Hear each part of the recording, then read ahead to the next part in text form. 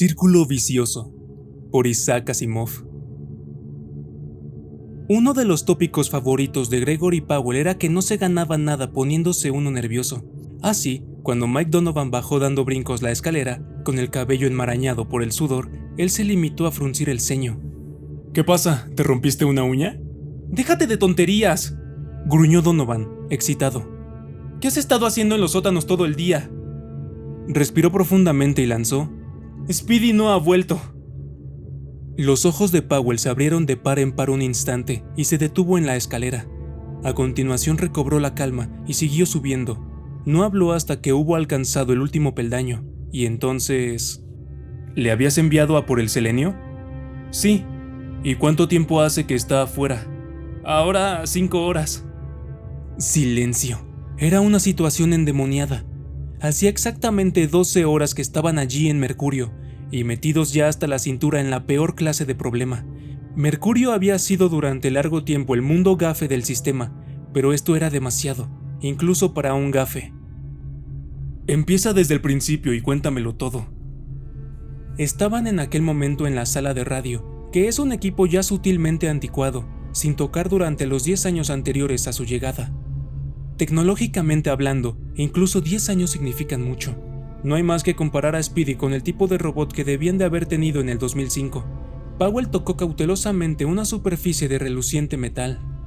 El aire de desuso que lo rodeaba todo en la sala y en toda la estación era muy depresivo. Donovan debió de haberlo sentido.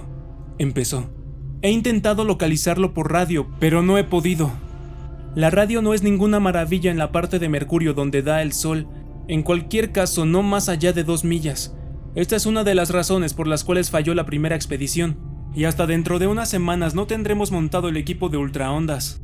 Olvídate de todo eso. ¿Qué has captado?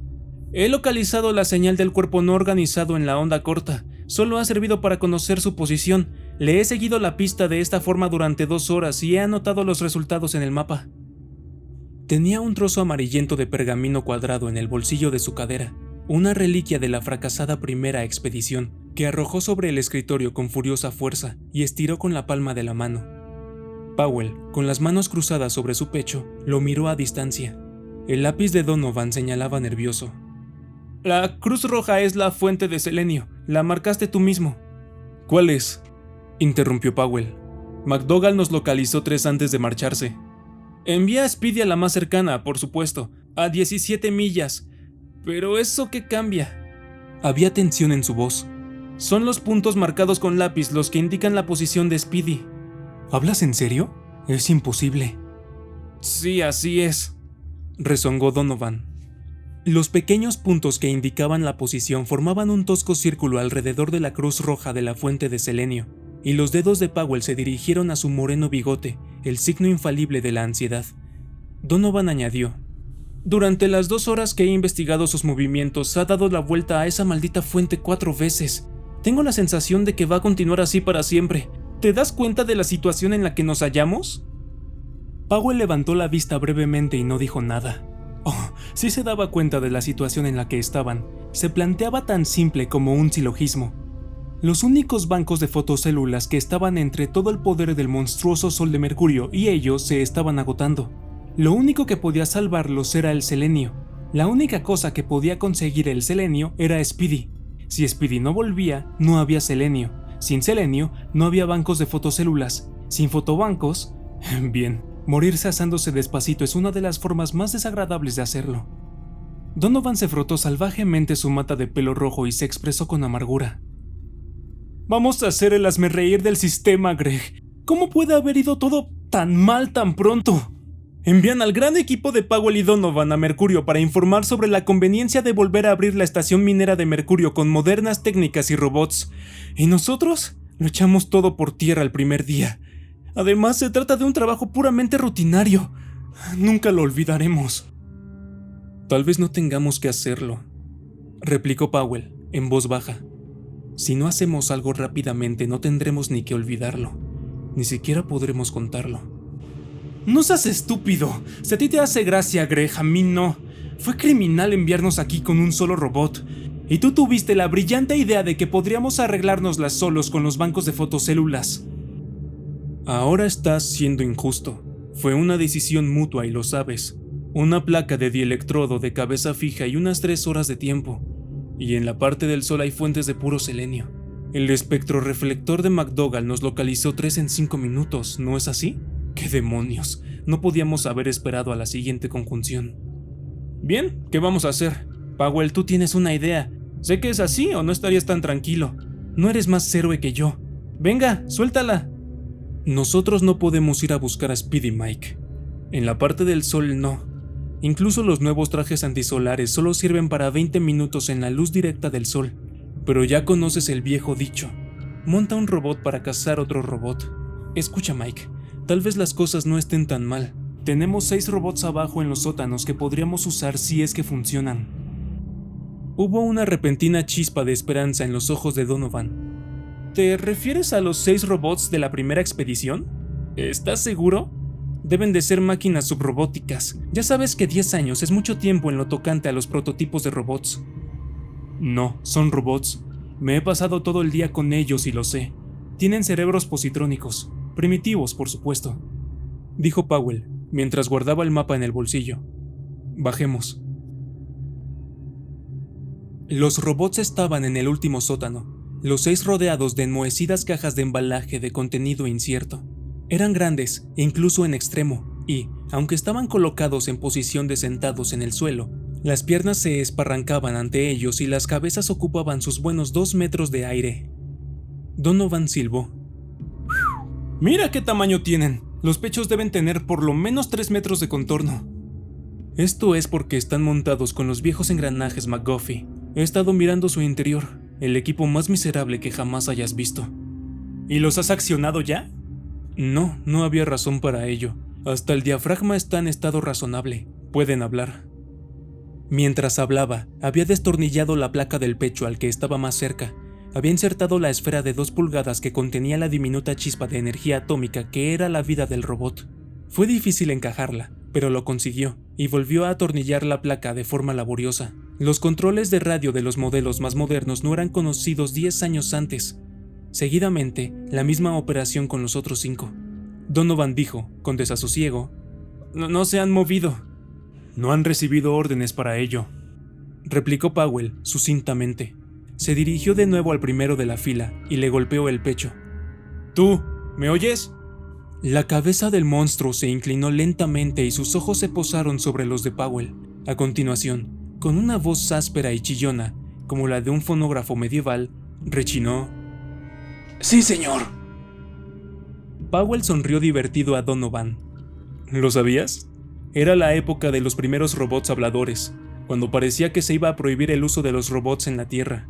Los fabricantes lucharon mucho y construyeron complejos, buenos y saludables esclavos dentro de las condenadas máquinas.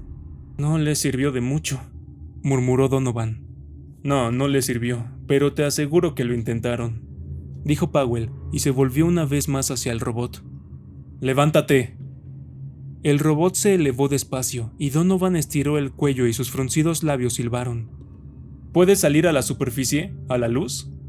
Se hizo un silencio mientras el lento cerebro del robot trabajaba. Luego dijo: Sí, señor. Bien, ¿sabes lo que es una milla?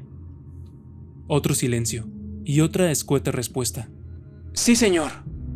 En ese caso te llevaremos a la superficie y te indicaremos la dirección. Recorrerás aproximadamente 17 millas y, en algún lugar de esta región general, encontrarás a otro robot, más pequeño que tú. ¿Comprendes hasta aquí? Sí, señor. Encontrarás a este robot y le ordenarás que vuelva. Si no quiere hacerlo, tendrás que traerlo a la fuerza. Donovan tiró de la manga de Powell. ¿Por qué no enviarlo directamente a por el selenio? Porque quiero que vuelva Speedy, idiota. Quiero descubrir qué es lo que no va. Y agregó, dirigiéndose al robot. De acuerdo, sígueme. El robot permaneció inmóvil y su voz retumbó. Perdón, señor, pero no puedo. Primero me tiene que montar. Y sus torpes brazos se habían juntado en los embotados y grandes dedos entrelazados. Powell miró atónito y luego se pellizcó el bigote.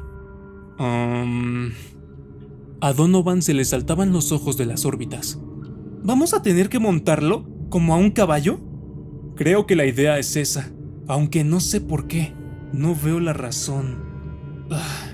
Sí, ya la veo. Te he explicado que en aquella época causaban molestias con la seguridad de los robots. Evidentemente debieron de vender la idea de seguridad, no permitiendo que se moviesen solos, sin un amo sobre su espalda continuamente. ¿Qué hacemos ahora? Estaba pensando precisamente en esto, murmuró Donovan. Nosotros no podemos salir a la superficie con un robot o sin él. ¡Ay, por todos los santos! Y chasqueó los dedos 2 veces. Se puso nervioso. Dame el mapa que te he dado. No lo he estado estudiando durante 2 horas para nada. Esto es una estación minera. ¿Qué pasa si utilizamos los túneles? En el mapa, la estación minera era un círculo negro, y las líneas luminosas salpicadas de puntos que eran los túneles se extendían como una telaraña. Donovan estudió la lista de símbolos de la parte inferior del mapa. Mira, los puntitos negros dan a la superficie, y aquí hay uno que está quizá a 3 millas de la fuente de selenio. Aquí hay un número. ¿No crees que lo podían haber escrito más grande? El 13A. Si los robots conocen el camino. Powell lanzó la pregunta y recibió la rutinaria respuesta. Sí, señor. Ve por tu traje antisolar, dijo Powell con satisfacción. Era la primera vez que ambos se ponían los trajes antisolares, lo que marcaba asimismo un momento que ninguno de los dos había esperado cuando llegaron el día antes y probaron los incómodos movimientos de sus miembros. El traje antisolar era mucho más voluminoso y mucho más feo que el traje espacial normal, pero considerablemente más ligero, debido al hecho de que en su entera composición no entraba nada metálico. Compuestos de plástico resistente al calor y de capas de corcho químicamente tratadas y equipado con una unidad de secante a fin de mantener el aire completamente seco, los trajes antisolares podían soportar todo el resplandor del sol de Mercurio durante 20 minutos. Asimismo, de 5 a 10 minutos más sin que el ocupante llegase a morir. Y las manos del robot seguían formando el estribo. Tampoco dio muestras del mínimo átomo de sorpresa ante la grotesca figura en la que se había convertido Powell. La áspera voz de Powell a través de la radio tronó. ¿Estás preparado para tomar la salida 13A? Sí, señor. Bien, pensó Powell. Carecían de radiocontrol, pero por lo menos estaban equipados con radioreceptores. Móntate en uno de los otros, le dijo a Donovan. Puso un pie en el improvisado estribo y saltó arriba. El asiento le pareció cómodo. La montura se componía de la jiba del robot, evidentemente construida con este fin. Una ranura poco profunda en cada hombro para los muslos y 2 orejas alargadas cuyo objetivo ahora era obvio. Powell sujetó las orejas y giró la cabeza. Su montura giró a su vez, pesadamente. «Vamos, Macduff», dijo, pero no se sentía muy alegre. Los gigantescos robots avanzaron lentamente, con mecánica precisión, a través de la puerta que, por un escaso palmo, casi rozaba sus cabezas, por lo que los 2 hombres tuvieron que agacharse a toda prisa, a lo largo de un estrecho pasillo donde sus pausados pasos resonaban de forma monótona hasta la escotilla de aire. El largo túnel sin aire que se alargaba hasta un puntito delante de ellos hizo que Powell pensase en la exacta magnitud de la tarea llevada a cabo por la primera expedición, con sus vastos robots y unos requisitos que partían de cero. Podía haber sido un fracaso, pero su fracaso era bastante mejor que la serie normal de éxitos del sistema. Los robots avanzaban despacio a un ritmo que nunca variaba y con unos pasos que nunca se hacían más largos. Observa que estos túneles tienen luces y que la temperatura es la normal de la Tierra. Probablemente ha estado así todos estos 10 años en que el lugar ha permanecido vacío. ¿Cómo es eso? Energía barata, la más barata del sistema. Energía solar, ya sabes, y en el lado sol de Mercurio la energía solar no es cualquier cosa. Es por esta razón que la estación fue construida en la luz del sol en lugar de a la sombra de una montaña. A decir verdad, es un enorme convertidor de energía. El calor se transforma en electricidad, luz, trabajo mecánico y un montón de cosas más. Así, la estación recibe energía y es enfriada en un proceso simultáneo. Escucha, todo esto es muy instructivo, pero ¿te importaría cambiar de tema? Resulta que esta conversación de energía de la que hablas es llevada a cabo principalmente por los bancos de fotocélulas, y en este momento para mí es un tema algo escabroso. Powell gruñó vagamente, y, cuando Donovan rompió el silencio resultante, fue para cambiar completamente el tema. Oye, Greg, ¿qué será a fin de cuentas lo que va mal con Speedy? No puedo comprenderlo. No resulta fácil encogerse de hombros dentro de un traje antisolar, pero Powell lo intentó. No lo sé, Mike. Ya sabes que está perfectamente adaptado al medio ambiente de Mercurio. El calor no significa nada para él y ha sido construido para la gravedad ligera y el terreno accidentado. Está hecho a prueba de todo, o por lo menos debería estarlo. Se hizo el silencio. En esta ocasión, un silencio que duró largo rato. Señor, dijo el robot, hemos llegado. ¿Eh? Dijo Powell, saliendo de un estado de amodorramiento. Bien, sácanos de aquí, a la superficie. Aparecieron en una diminuta subestación, vacía, sin aire, ruinosa. Donovan inspeccionó un agujero mellado en la parte alta de una de las paredes con la luz de su lámpara de bolsillo. ¿Crees que es un meteorito?, preguntó. Powell se encogió de hombros. Al demonio con ellos. No importa. Salgamos. Un elevado precipicio de roca negra de basalto ocultaba la luz del sol, y estaban rodeados por la profunda sombra nocturna de un mundo sin aire. Ante ellos, la sombra se alargaba y terminaba, con la brusquedad del filo de una navaja, en un casi insoportable resplandor de luz blanca, que brillaba con miradas de cristales en un terreno rocoso. ¡El espacio!, gritó Donovan sofocadamente. ¡Parece nieve! En efecto parecía nieve. Los ojos de Powell recorrieron el resplandor desigual de mercurio que se extendía en el horizonte y se estremeció ante el maravilloso brillo. Debe de ser una zona insólita. El albedo general de mercurio es bajo y la mayor parte del suelo es del color gris de una piedra pómez. Un poco como la luna. Hermoso, ¿verdad? Agradecía los filtros de luz de sus placas de visión. Hermoso o no, una mirada a la luz del sol directamente a través de un cristal los habría cegado en medio minuto. Donovan estaba mirando el termómetro ligero que llevaba en su muñeca. ¡Santo cielo! La temperatura es de 80 grados centígrados. Powell comprobó el suyo y dijo: algo falta. La atmósfera, ya sabes. ¿En Mercurio? ¿Estás chiflado? En realidad Mercurio no está completamente sin aire, explicó Powell, distraído.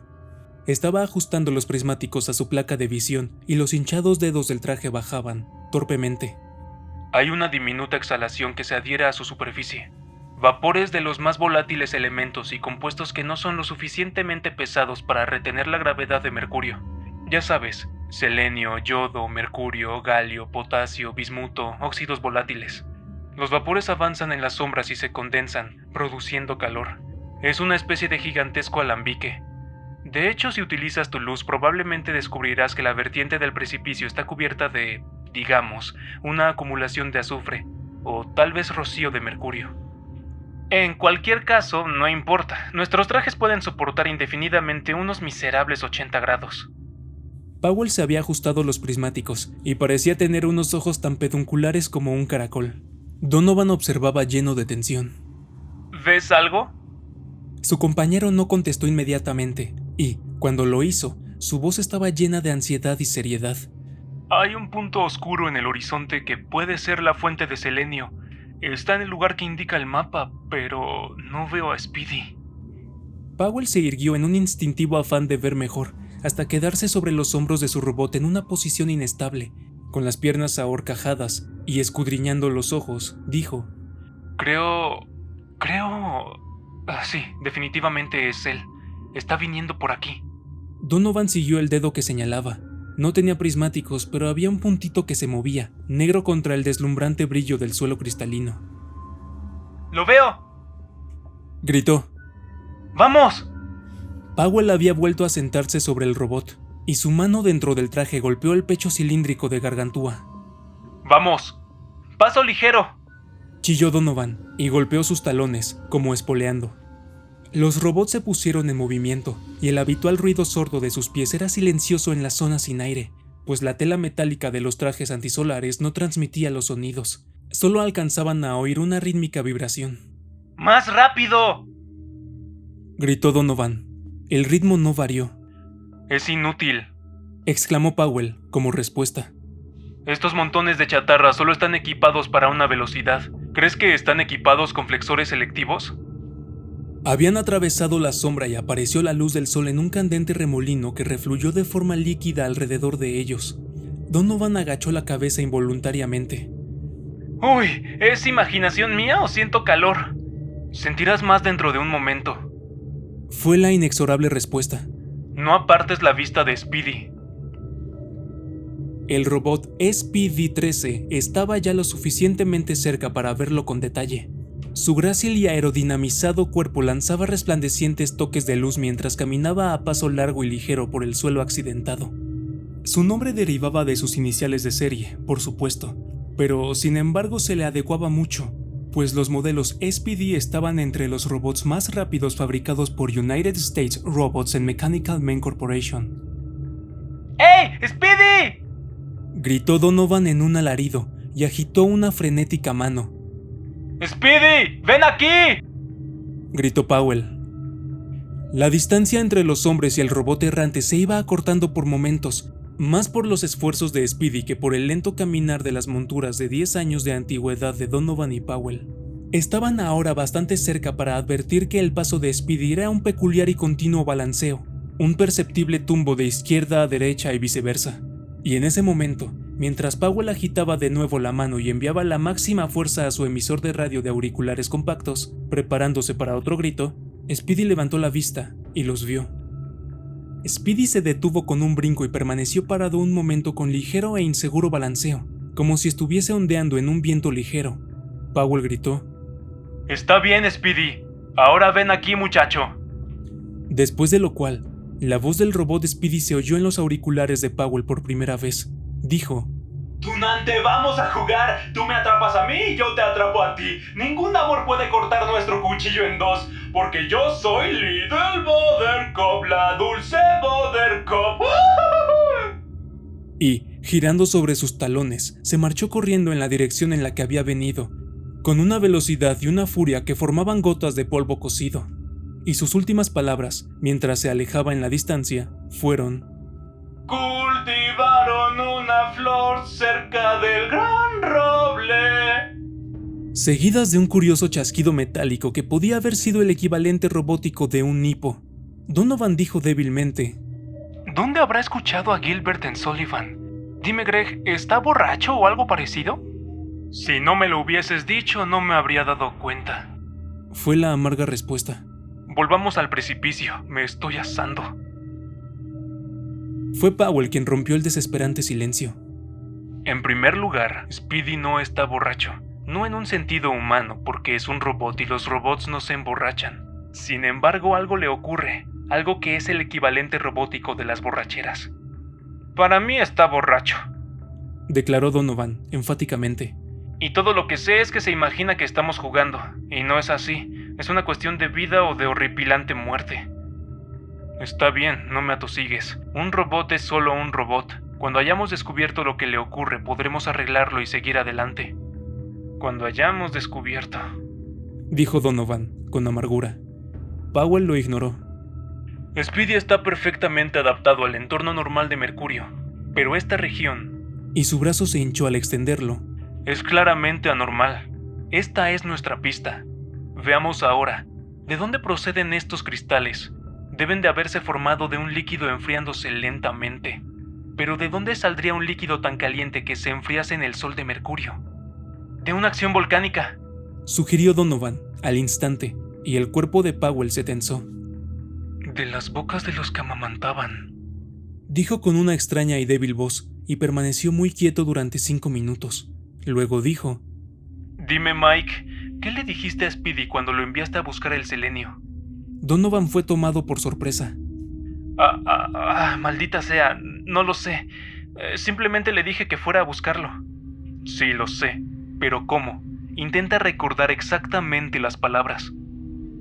Le dije, Speedy, necesitamos algo de selenio. Puedes encontrarlo en tal o cual sitio. Ve a buscarlo. Eso es todo. ¿Qué otra cosa querías que le dijese? No manifestaste ninguna urgencia en la orden, ¿verdad? ¿Para qué? Era pura rutina». Powell suspiró. «Bien, ahora ya no se puede evitar, pero estamos en un buen aprieto». Había bajado de su robot y se había sentado, apoyado contra el precipicio. Donovan se reunió con él y se tomaron del brazo. En la distancia, la ardiente luz del sol parecía esperarlos jugando al ratón y al gato, y justo junto a ellos, los dos robots gigantes eran invisibles salvo por el rojo mate de sus ojos fotoeléctricos que los miraban fijamente, imperturbables, inquebrantables e indiferentes. indiferentes, como todo aquel envenenado mercurio, tan grande en mala suerte como pequeño en tamaño. La voz de Powell a través de la radio era tensa en el oído de Donovan. Ahora escucha. Vamos a empezar con las 3 leyes más fundamentales de la robótica. Las 3 reglas más profundamente introducidas en el cerebro positrónico de los robots. Dijo, y en la oscuridad, sus dedos enguantados marcaron cada punto. Tenemos 1. Un robot no puede hacer daño a un ser humano o, por medio de la inacción, permitir que un ser humano sea lesionado. ¿De acuerdo? 2.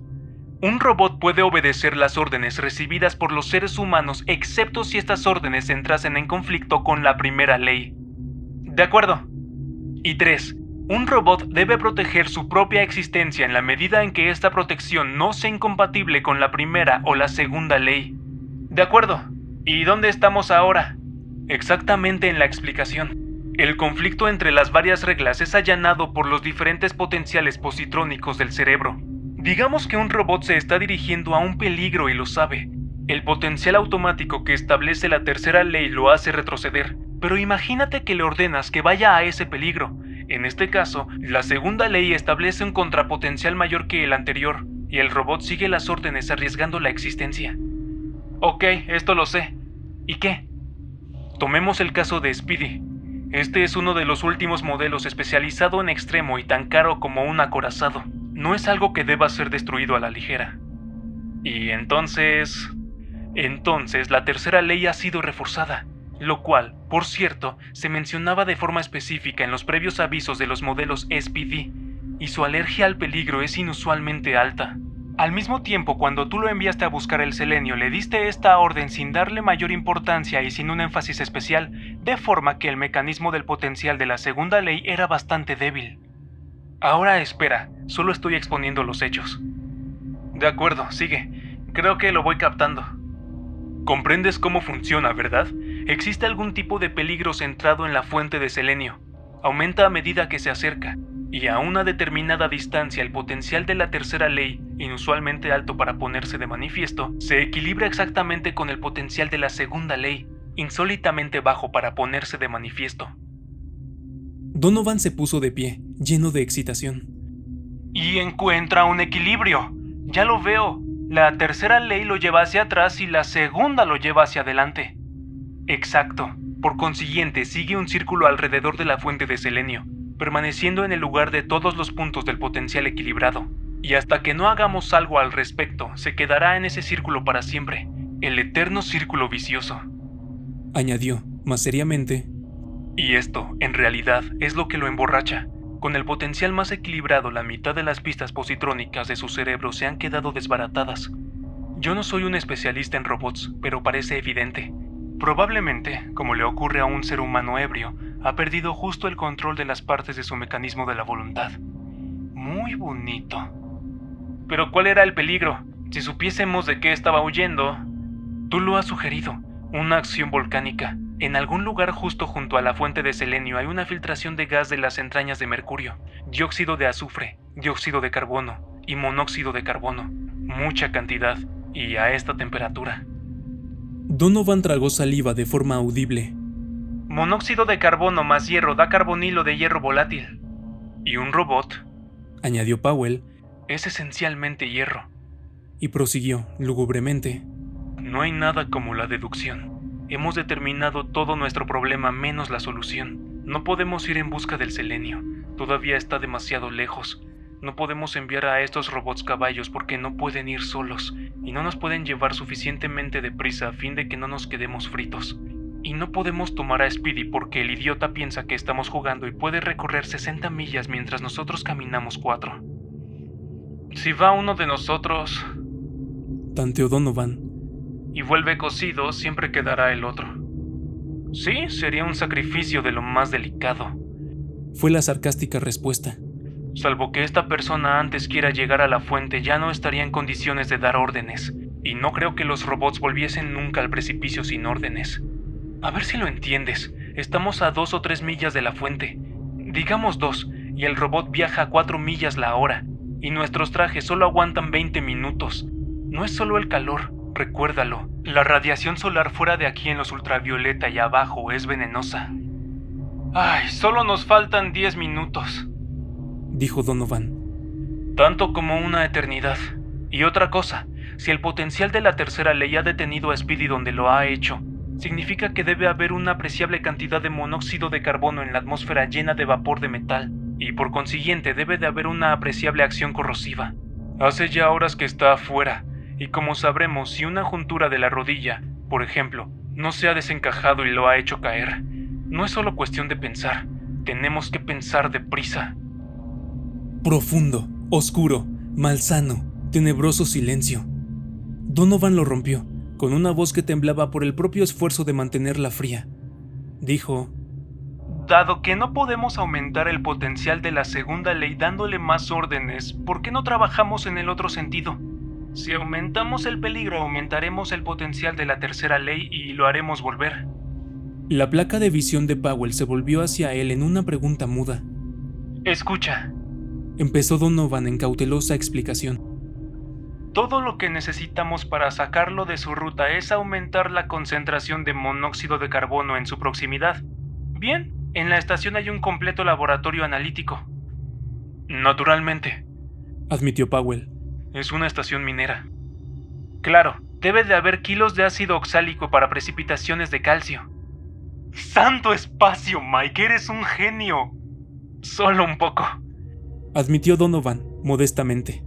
Únicamente se trata de recordar que el ácido oxálico al calor se descompone en dióxido de carbono, agua y el buen y viejo monóxido de carbono. La universidad, la química, ya sabes. Powell se había puesto de pie y había llamado la atención de uno de los robots monstruosos con el simple acto de golpear el músculo de la máquina. ¡Hey! ¿Sabes lanzar?, gritó. ¿Señor? No importa. Powell maldijo el cerebro de lenta melaza del robot. Buscó y encontró una piedra mellada del tamaño de un ladrillo. Tómala, dijo, y lánzala allí en el pedazo de cristales azulados justo en la fisura tortuosa. ¿Lo ves? Donovan tiró de su hombro. Demasiado lejos, Greg. Está casi a media milla. Tranquilo, replicó Powell. Se trata de la gravedad mercuriana y de cómo lanza un brazo de acero. Tú mira, ¿quieres? Los ojos del robot estaban midiendo la distancia con precisión maquinal y estereoscópica. Su brazo se ajustó al peso del misil y se fue hacia atrás. Los movimientos del robot no se veían en la oscuridad, pero se oyó un fuerte sonido sordo cuando balanceaba su peso, y segundos después, la piedra volaba furiosamente en la luz del sol. No había resistencia aérea que redujese su velocidad, ni viento que la desviase, y cuando golpeó el suelo, levantó unos cristales justo en el centro del pedazo azul. Powell gritó feliz y exclamó: Vamos a por el ácido oxálico, Mike. Y, mientras se introducían en la ruinosa subestación en su camino de vuelta a los túneles, Donovan dijo ceñudo: Speedy ha seguido vagando por este lado de la fuente de selenio, incluso después de haber ido en pos de él. ¿Lo has visto? Sí, me parece que quiere jugar. Bien, pues jugaremos con él. Unas horas más tarde, estaban de vuelta con unos frascos de 3 litros conteniendo la blanca sustancia química y unas caras largas. Los bancos de fotocélulas se estaban deteriorando más rápidamente de lo que habían supuesto. En silencio, y con un inexorable objetivo, ambos guiaron sus robots hasta la luz del sol y hacia Speedy, que esperaba. Este último trotó despacio hacia ellos. ¿Por aquí otra vez? ¡Hola! He hecho una pequeña lista. El organista del piano. Todos comen pastillas de menta y se las tiran a la cara. En tu cara vamos a tirar algo, murmuró Donovan. Está cojeando, Greg. Sí, lo noté, le contestó su compañero, en voz baja y preocupada. Si no nos damos prisa, le comerá el monóxido. Ahora se estaban acercando cautelosamente, a fin de evitar que el completamente irracional robot se alejase. Powell estaba demasiado lejos para decirlo, por supuesto, pero habría jurado que el loco de Speedy se estaba preparando para saltar. ¡Vamos a lanzarlos!, dijo en un grito sofocado. Cuento hasta 3. 1, 2... 2 brazos de acero se echaron hacia atrás y luego hacia adelante, simultáneamente, y 2 jarras de cristal fueron lanzadas hacia adelante formando elevados arcos paralelos, que brillaban como diamantes en el sol imposible. Y en un par de soplos silenciosos golpearon el suelo detrás de Speedy, estrellándose de forma que el ácido oxálico voló como polvo. Powell supo que, al pleno calor del sol de Mercurio, había entrado en efervescencia como agua de Seltz. Speedy se volvió para mirar, luego retrocedió despacio, e igualmente despacio fue tomando velocidad. Al cabo de 15 segundos, estaba brincando hacia los dos hombres con un medio galope poco firme. Powell no captó con precisión las palabras de Speedy en aquel momento, pero oyó algo como... «Declarando amor pronunciado en hessiano». Se volvió. «Regresemos al precipicio, Mike. Ha salido de la ruta y ahora aceptará las órdenes. Estoy empezando a tener calor». Avanzaron despacio hacia la sombra, lento y monótono paso de sus monturas, y solo cuando hubieron entrado y sentido el agradable frescor que reinaba a su alrededor, Donovan miró hacia atrás. ¡Greg! Powell miró a su vez, y casi gritó. Ahora Speedy se estaba moviendo despacio, muy despacio, y en la dirección contraria. Iba a la deriva, de vuelta a su ruta, y estaba cobrando velocidad. En los prismáticos parecía terriblemente cerca, y temiblemente inalcanzable. Donovan gritó salvajemente. ¡A por él! Y espoleó a su robot para ir en su busca, pero Powell lo hizo volver. No lo alcanzarás, Mike, es inútil, dijo, agitándose nervioso sobre la espalda del robot y apretando los puños en tensa impotencia. ¿Por qué demonios debo ver estas cosas 5 segundos después de que todo haya pasado? Mike, hemos perdido el tiempo. Necesitaremos más ácido oxálico, declaró Donovan, tercamente. La concentración no era suficientemente alta. 7 toneladas no habrían bastado. Y aunque lo bastasen, con el monóxido devorándolo, no tenemos horas para malgastar obteniéndolo. ¿No ves lo que pasa, Mike? ¿No? Dijo Donovan, claramente. Solo estamos obteniendo nuevos equilibrios. Al crear un nuevo monóxido y aumentar el potencial de la tercera ley, él ha retrocedido hasta estar nuevamente equilibrado. Y al desvanecerse el monóxido, ha avanzado y otra vez había equilibrio. La voz de Powell tenía un tono completamente desdichado. Es el eterno círculo vicioso. Podemos dar un empujón a la segunda ley y tirar de la tercera sin llegar a ninguna parte, solo cambiando la posición de la balanza. Tenemos que salir de las dos leyes. E hizo que su robot se acercase al de Donovan, de forma que se quedaron sentados cara a cara, débiles sombras en la oscuridad, y murmuró: Mike, se ha acabado, dijo Donovan, sombríamente.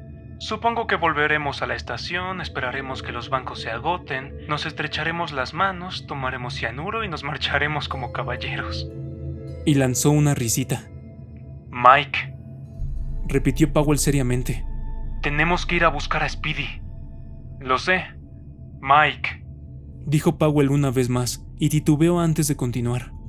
Queda todavía la primera ley. Había pensado en ello antes, pero es desesperado. Donovan levantó la vista, y su voz se animó. Nosotros estamos desesperados. Está bien. De acuerdo con la primera ley, un robot no puede ver cómo a un humano le sucede algo malo por falta de su acción. La segunda y la tercera no pueden hacer nada ante ello. Nada, Mike. Incluso cuando el robot está medio loco... Bien, él está borracho. Sabes que es así. Es el riesgo que se corre. Para ya. ¿Qué vas a hacer? Ahora voy a salir para ver qué hará la primera ley. Si no rompo el equilibrio, entonces, ¿qué demonios? ¿Es ahora o dentro de 3 o 4 días? Espera, Greg. También hay reglas humanas de comportamiento. Tú no te vas así como así. Imagínate una lotería y dame mi oportunidad. De acuerdo. El primero que saque el cubo de 14 va. Y añadió, casi inmediatamente: 2744. Donovan advirtió que su robot se tambaleaba ante un súbito empujón de la montura de Powell, y este ya se había marchado hacia la luz del sol. Donovan abrió la boca para gritar, pero la cerró. Por supuesto, el maldito estúpido había calculado la respuesta con antelación, y a propósito, al igual que él. El sol abrasaba más que nunca, y Powell sintió una comezón enloquecedora en la parte más estrecha de la espalda. Imaginaciones, probablemente, o tal vez la fuerte radiación que empezaba a manifestarse a través del traje antisolar. Speedy lo estaba mirando sin una palabra del galimatías de Gilbert and Sullivan como saludo. Gracias a Dios por esto, pero no se atrevió a acercarse demasiado. Estaba a 3 yardas cuando Speedy comenzó a retroceder, un paso a la vez, cautelosamente, y Powell se detuvo. Saltó de los hombros del robot y aterrizó en el suelo cristalino, acompañado de un ligero ruido sordo y una lluvia de fragmentos desiguales. Avanzó a pie, con el terreno arenoso y resbaladizo bajo sus pies y con dificultad a causa de la baja gravedad. El calor le provocaba cosquillas en las plantas. Echó una ojeada a la oscuridad de la sombra del acantilado por encima del hombro y se dio cuenta que había llegado demasiado lejos para volver, tanto solo como con la ayuda de su anticuado robot. Era Speedy o nada, y la toma de conciencia de ello le encogió el corazón. Ya estaba bastante lejos. Se detuvo. ¡Speedy! Llamó. ¡Speedy! El brillante y moderno robot titubeó delante de él y dejó de retroceder. Luego reanudó el camino. Powell intentó poner una nota de lamento en su voz y descubrió que no necesitaba hacer mucho teatro. Speedy, tengo que volver a la sombra o el sol me abrazará. Es cosa de vida o muerte, Speedy. ¡Te necesito! Speedy dio un paso hacia adelante y se paró.